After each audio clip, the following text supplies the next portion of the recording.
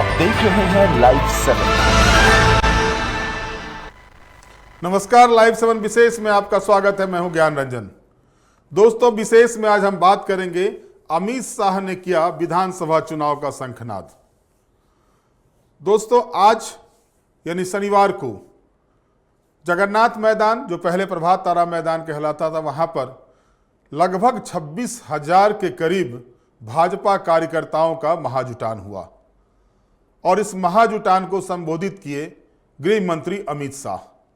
साथ ही साथ कई अन्य नेता, चाहे वो शिवराज सिंह चौहान हो, हिमंता विश्व शर्मा हो, बाबूलाल मरांडी हो, अर्जुन मुंडा हो, अमर कुमार बावरी हो, इन लोगों ने भी संबोधित किया। लेकिन मुख्य फोकस था आज के कार्यक्रम के रूप में, अगर मुख्य फोकस थे तो वो अमित शाह थे। और अमित शाह ने जो बातें कही कार्यकर्ताओं के बीच में, और जैसा कि कल के विशेष मैंने आपको बताया था कि आखिर क्या ऐसी स्थिति बनी कि भारतीय जनता पार्टी को अपने सभी कार्यकर्ताओं को एकजुट करने के लिए मशक्कत करनी पड़ रही है। और जो बातें अमित शाह ने अपने संबोधन में कही, अगर आप उसको सुनेंगे तो वो चीजें सामने आएगी कि अमित शाह को भी लगा कि कहीं ना कहीं हमारे झारखंड के जो कार्यकर्ता हैं पार्टी के, उसमें कोई ना कोई किसी न किसी तरह से जो है सो स्थिति पुरानी वाली नहीं रह गई है। और जाहिर तौर पर यह विस्तारित कार्य समिति की बैठक को आयोजित करने के पीछे की मंशा भी साफ तौर पर यही थी, क्योंकि 2019 के विधानसभा चुनाव से ही देखा जा रहा है कि उसी कार्यकर्ता के बदौलत 2019 के लोकसभा चुनाव में भारतीय जनता पार्टी अगर 12 सीटें अपने गठबंधन के सहयोगी के साथ लाती है, 2014 में अकेले अपने बूते पर 14 में से 12 लोकसभा की सीटें लाती है, 14 के विधानसभा चुनाव होते हैं, उसमें 36 सीटें भाजपा को आती है।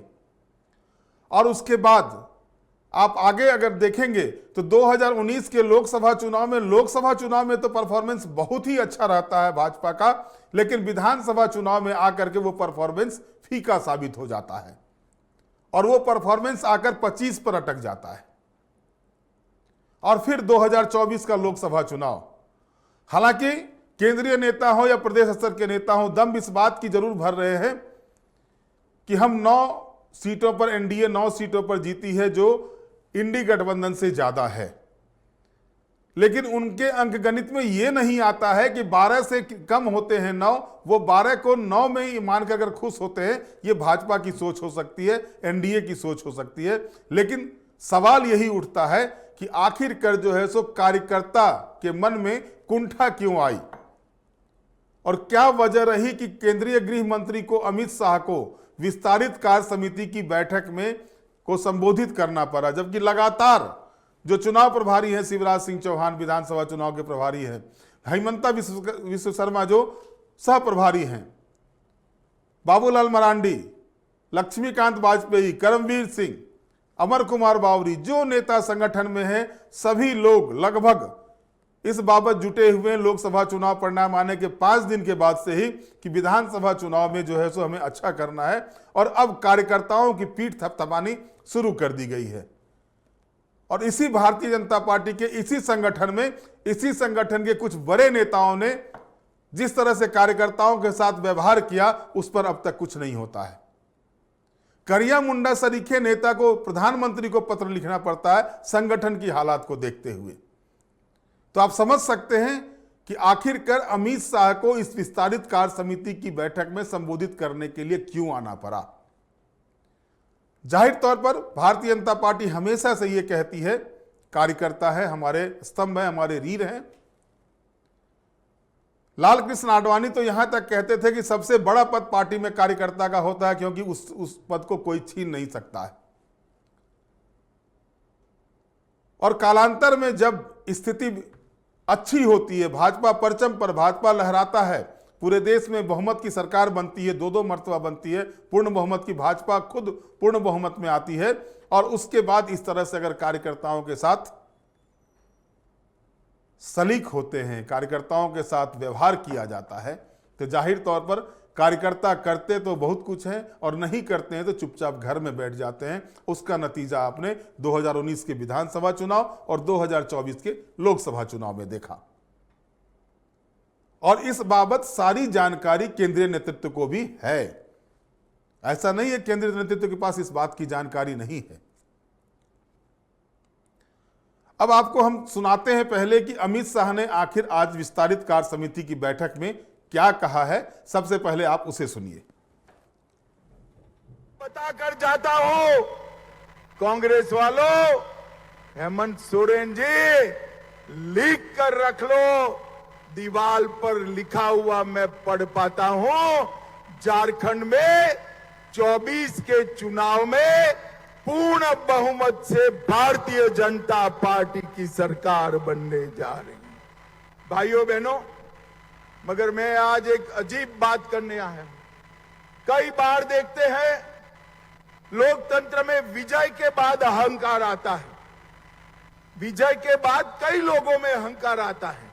झारखंड में भी अभी ऐसे लोग बैठे हैं सत्ता पर, विजय के बाद अहंकारी हो जाते, परंतु पराजय के बाद अहंकार आया हो ऐसा मैं पहली बार देख रहा हूं। भाइयों बताओ मुझे जरा, सरकार देश में किसकी बनी? अरे जोर से बोलो, किसकी बनी? चुनाव कौन जीता? और अहंकार कांग्रेस पार्टी को आया है। संसद में आपने देखा होगा राहुल गांधी जी का कार्यकलाप, इतना अहंकार कोई 2/3 बहुमत से जीतने के बाद भी नहीं पालता। मैं आज इस मंच से कांग्रेस के नेताओं को बताना चाहता हूं, इस चुनाव में एनडीए को पूर्ण बहुमत मिला और अकेली भारतीय जनता पार्टी को 240 सीटें मिली है और पूरे इंडिया अलायंस को मिलकर भी 240 सीटें नहीं मिली है। किस चीज का अहंकार पालते हो आप? किस चीज? मैं आज झारखंड की जनता को बताने आया हूं, अगर देश भर में सबसे करप्ट अगर कोई सरकार है तो ये झारखंड मुक्ति मोर्चा की। मुझे एक बात बताइए, इतने बड़े सभागार में हजारों कार्यकर्ता है, किसी ने 300 करोड़ एक साथ देखा है क्या? जरा जोर से बोलिए, देखा है? एक सांसद के घर से 300 करोड़ मिलता है, एक मंत्री के पीए के घर से 30 करोड़ मिलता है। मैं पूछना चाहता हूं, ये पैसा किसका है? कांग्रेस पार्टी जवाब दे। और कांग्रेस पार्टी ये भ्रष्टाचारियों को लेकर आगे बढ़ती है, हेमंत सोरेन भी आगे। भाइयों बहनों, मैं कह कर जाता हूं, जिन मंत्री के पीए के घर से 30 करोड़ रुपया मिला, कांग्रेस पार्टी उसको फिर से टिकट देने वाली है। मेरी बात याद रखना, देने वाली है, क्योंकि अगर उसका टिकट काटा तो 30 करोड़ किसका है वो बताने वाले हैं। इसलिए कांग्रेस पार्टी जिनके घर से 30 करोड़ मिला उसको भी टिकट देने। 1000 करोड़ का मनरेगा घोटाला, 300 करोड़ का जमीन घोटाला, सेना की जमीन का घोटाला, 1000 करोड़ का खनन घोटाला, 40 करोड़ का शराब घोटाला और हजारों करोड़ का ट्रांसफर पोस्टिंग का घोटाला। एक घोटाला करने वाली सरकार है, ये वादा खिलाफी करने वाली। भारतीय जनता पार्टी एक लिस्ट लेकर वादा खिलाफी की राज्य की जनता के सामने जाने वाली। मेरा आप सबसे अनुरोध है कि आप वो लिस्ट और हमारे विकास के किए हुए काम दोनों लेकर झारखंड के घर घर जाइए और हमारा समर्थन जुटाइए। भाइयों बहनों, एक आदिवासी मुख्यमंत्री आदिवासियों की चिंता करने की बगैर आदिवासियों के क्षेत्र में लैंड जेहाद, लव जेहाद कर भूमि का संतुलन भी बिगाड़ रहे हैं और जनसंख्या का संतुलन भी बिगाड़ रहे हैं। हजारों घुसपैठिए आदिवासी बच्चियों के साथ शादी करते हैं, सर्टिफिकेट प्राप्त करते हैं, भूमि खरीदते हैं और आने वाले दिनों में आदिवासी जनसंख्या घटने वाली है, अब भी घट गई है। बाबूलाल जी ने कहा है वो सही है। देश भर में कहीं आदिवासी जनसंख्या कम हो रही है, केवल और केवल झारखंड में हो रही है। आप भारतीय जनता पार्टी की सरकार बना दो, हम एक जनसंख्या के मामले में एक व्हाइट पेपर लाकर हमारे आदिवासियों की भूमि और जनसंख्या और आरक्षण तीनों हम सुरक्षित करेंगे। मित्रों, जिस प्रकार से घुसपैठ हो रही है, वो घुसपैठ यहां के युवाओं की नौकरियों को खा रही है। हमारी आबादी के अंदर घुसपैठिए नौकरी प्राप्त कर रहे हैं और हेमंत सोरेन आंख मूंद कर वोट बैंक बढ़ाने में पड़े। हेमंत सोरेन जी का आदिवासी कल्याण का मतलब है अपने परिवार का कल्याण। अरे हेमंत जी, आपने नहीं किया कल्याण। सबसे पहला आदिवासी मुख्यमंत्री अगर किसी ने दिया तो भारतीय जनता पार्टी ने बाबूलाल जी को बनाने का काम किया। सबसे पहली आदिवासी राष्ट्रपति अगर किसी ने दी तो यही संथाल से भारतीय जनता पार्टी और नरेंद्र मोदी जी ने दी। संथाली भाषा को 8वीं अनुसूची में अटल जी ने डाला और अटल जी ने ही आदिवासी कल्याण मंत्रालय बुलाया और झारखंड के हर रेलवे स्टेशन पर संथाली में घोषणा करने का काम हमारे नरेंद्र मोदी जी ने किया। भाइयों बहनों, नरेंद्र मोदी जी ने ओबीसी कल्याण के लिए भी ढेर सारे काम किए हैं। नरेंद्र मोदी जी ने ओबीसी को देश के राष्ट्रीय कक्षा के सभी परीक्षाओं में 27% आरक्षण दिया, पिछड़ा वर्ग आयोग बनाया और पिछड़ों के अधिकार सुरक्षित किए। और सबसे ज्यादा पिछड़े अगर किसी एक प्रधानमंत्री के मंत्रिमंडल में है तो नरेंद्र मोदी जी के मंत्रिमंडल में 27% पिछड़ा रहता है। मोदी जी ने पिछड़ों का कल्याण, दलितों का कल्याण, आदिवासियों का कल्याण, इस मोर्चे पर जो काम किया है वो देश में किसी ने नहीं किया है। और मोदी जी ने सबसे बड़ा काम किया है, देश को सुरक्षित करने का काम किया। तो अभी आपने सुना कि किस तरह से अमित शाह ने खुलकर जो है सो हेमंत सोरेन के सरकार पर हमला बोला और अपने कार्यकर्ताओं को पुचकारा भी। जाहिर तौर पर जो दो मुद्दे लेकर के भारतीय जनता पार्टी इस चुनाव में चल रही है, जो अब तक जो सामने आ रहे दृश्य, वो सबसे बड़ा मुद्दा बनाया है बांग्लादेशी घुसपैठियों का, डेमोग्राफी का, जनसंख्या असंतुलन का, और खास करके ये मुद्दे संथाल में देखे जा रहे हैं। अब विपक्ष भी सवाल उठाता है और विपक्ष का सवाल यह है कि बॉर्डर सिक्योरिटी फोर्स किसके अंतर्गत आता है? क्या border security force state government के अंदर आता है? कैसे बांग्लादेशी घुसपैठ पर प्रवेश कर रहे हैं जबकि वो बंगाल का एरिया पड़ता है? बहरहाल वो उनका हो सकता है, लेकिन जिस जनगणना की बात की जाती है, 2011 की में लास्ट जनगणना हुए थे देश में, उसके बाद 2021 में होना था, कोविड के कारण से नहीं हुआ, जो अब तक पेंडिंग है। 2011 के जनगणना को आधार बना करके लगातार भारतीय जनता पार्टी के लोग इस बाबत हमलावर हैं हेमंत सरकार पर कि डेमोग्राफी चेंज कराया जा रहा है। हेमंत सरकार के सह पर जो है बांग्लादेशी घुसपैठ आके आदिवासी युवतियों से, आदिवासी बच्चियों से शादी करते हैं, जमाई टोला बना रहे हैं, व्यभिचार करते हैं उनके साथ, उनकी हत्या की जा रही है। ये सारे मुद्दे आते हैं। दोस्तों, आप 2000 से बात कीजिए। अमित शाह ने कहा कि पहला आदिवासी मुख्यमंत्री झारखंड को भारतीय जनता पार्टी ने दिया। बिल्कुल सही बात है। बाबूलाल मरांडी पहले मुख्यमंत्री हुए, उसके बाद अर्जुन मुंडा मुख्यमंत्री हुए, वो भी आदिवासी। शिबू सोरेन मुख्यमंत्री हुए, वो भी आदिवासी। मधु कोरा मुख्यमंत्री हुए, वो भी आदिवासी। अब टेन्योर देखिए आप कि 2000 से लेकर के 2011 के बीच में अगर डेमोग्राफी चेंज हो रहा है, पॉपुलेशन असंतुलित हो रहा है, जनसंख्या असंतुलित हो रही है, और अगर आप 2011 के बाद की ही बात कर लें तो सरकारें किसकी थी? क्या सिर्फ 2011 के बाद से हेमंत सोरेन की ही सरकार या इंडी गठबंधन की सरकार या यूपीए गठबंधन की सरकार थी झारखंड में? तो जिस आवाज को आज बुलंद किया जा रहा है, सवाल तो यह भी उठते हैं कि अपने शासनकाल में आखिरकार वो कानून क्यों नहीं लाया गया, उस तरह के ठोस कानून क्यों नहीं लाया गया जिसकी बदौलत इस तरह के घुसपैठिए को रोका जा सके। यह सही बात है कि रघुवर दास की सरकार में धर्मांतरण कानून आया और कठोर कानून आया था,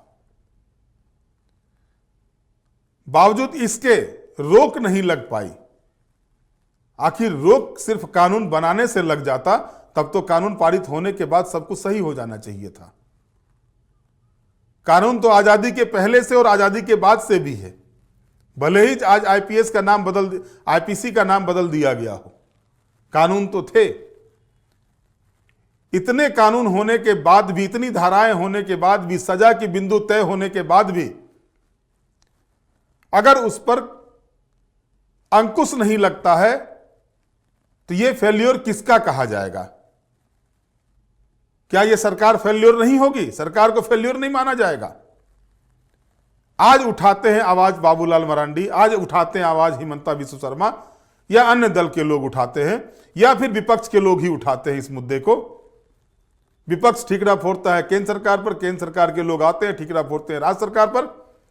तो आखिर उन आदिवासियों की क्या गलती है जिसकी जनसंख्या लगातार घटती जा रही है? अगर 36% से घटकर आदिवासी की संख्या 26% हो जाती है तो इसके लिए दोषी कौन है? राज्य सरकारें लगातार ढिंढोरा पीटती हैं, केंद्र सरकार लगातार ढिंढोरा पीटती है कि हम आदिवासियों के उत्थान के लिए ये काम किए, वो काम किए, ऐसे कर रहे हैं। तो क्या आपको लगता है कि सिर्फ ये कर देने पर से हो जाता है, भोकाल टाइट रखने से काम हो जाता है? बिल्कुल नहीं। अब रही बात की चुनावी शंखनाद जो अमित शाह ने किया है, अब सबसे बड़ी बात यह है कि भाजपा कार्यकर्ताओं के अंदर, भाजपा कार्यकर्ताओं में जो एक भाव आया है और भाव आने के पीछे वजह है, लगातार अगर आप देखेंगे 2009 के चुनाव के बाद से जो बाहरी लोग आते हैं पार्टी में ज्वाइन करते हैं, पार्टी में उनको टिकट दे दिया जाता है।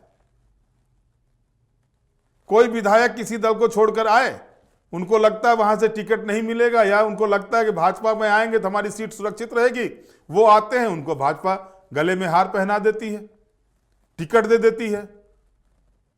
ताज्जुब तो तब होता है मंत्री भी बना दिया जाता है। और ऐसे में कार्यकर्ताओं के अंदर जो एक तरह से ये कुंठित भावना उपस्थित होती है। अब देखिए, जो सीनियर कार्यकर्ता थे, सूर्यमणि सिंह के तरह के कार्यकर्ता, अजय मारू, इनके यहां जाते हैं हिमंता बिस्व शर्मा मिलने के लिए। पिछले अगर आप देखेंगे तो सूर्यमणि सिंह पिछले एक दशक से कहीं पर नजर नहीं आ रहे थे, जबकि वो सबसे पुराने कार्यकर्ता हैं। ओम प्रकाश सिंह को कहीं पर नहीं देखा जा रहा था। ऐसे कई नेता हैं, यदुनाथ पांडे का नाम नहीं आता, वो खुद पार्टी कार्यालय आते, समर्पित कार्यकर्ता, वो पार्टी कार्यालय आते। बहुतेरे इस तरह के कार्यकर्ता हैं पार्टी में जो अपने आप को ठगा महसूस करते हैं। ये तो सीनियर कार्यकर्ताओं की बात हुई। नए जो यूथ हमारे भारतीय जनता पार्टी में जुड़े थे, उनके बीच में जो है सो अब नेगेटिविटी पैदा हो रही है पार्टी के रुख को देख करके, पार्टी के जिस तरह से व्यवहार हो रहे हैं पार्टी के प्रदेश स्तर के संगठन में बैठे हुए लोगों से, उनके अंदर जो है सो एक तरह से वैमनस्यता पैदा हो रही है। अब देखना दिलचस्प ये होगा कि क्या अमित शाह और लगातार जिस तरह से हिमंता बिस्व शर्मा और शिवराज सिंह चौहान कार्यकर्ताओं के घर घर जा रहे हैं, कार्यकर्ताओं से मिल रहे हैं, कार्यकर्ताओं को एकजुट करने में लगे हुए, क्या उनको सफलता मिल पाएगी?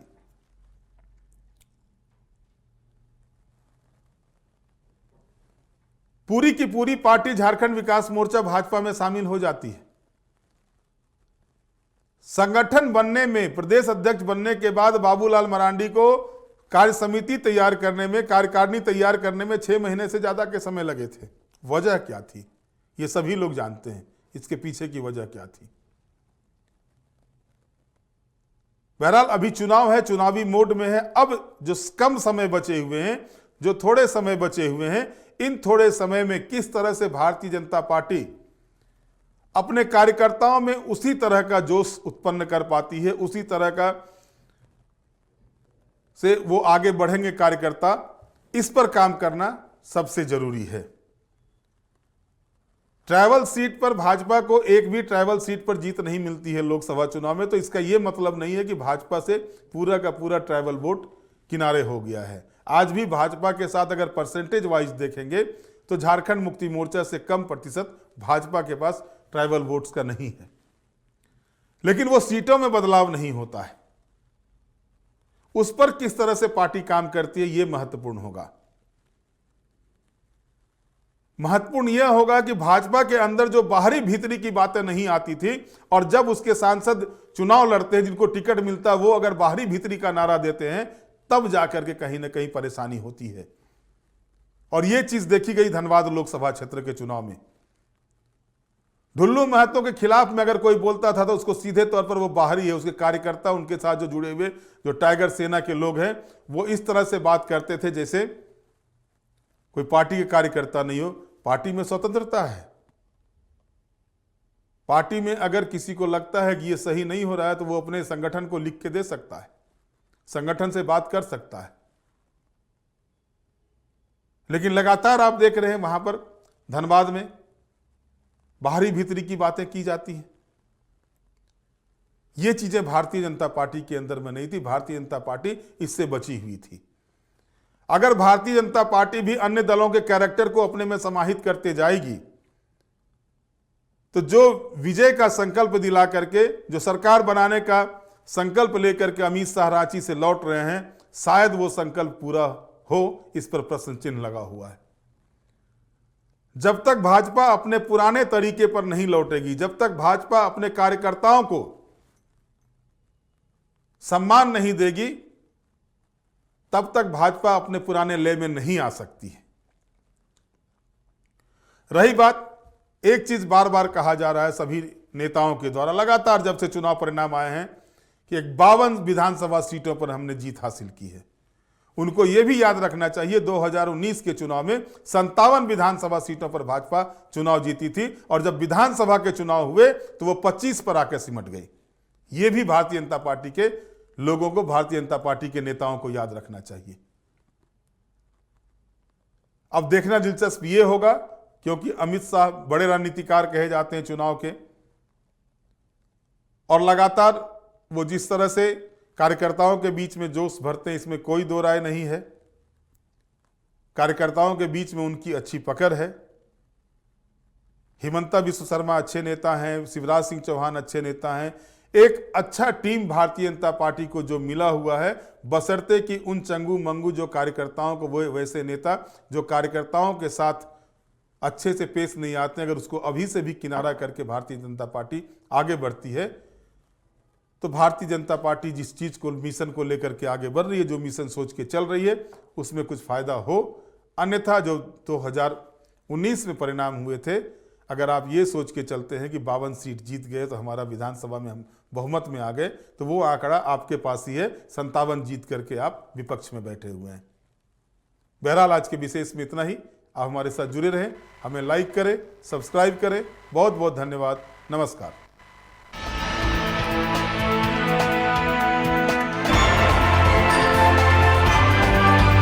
आप देख रहे हैं लाइव 7।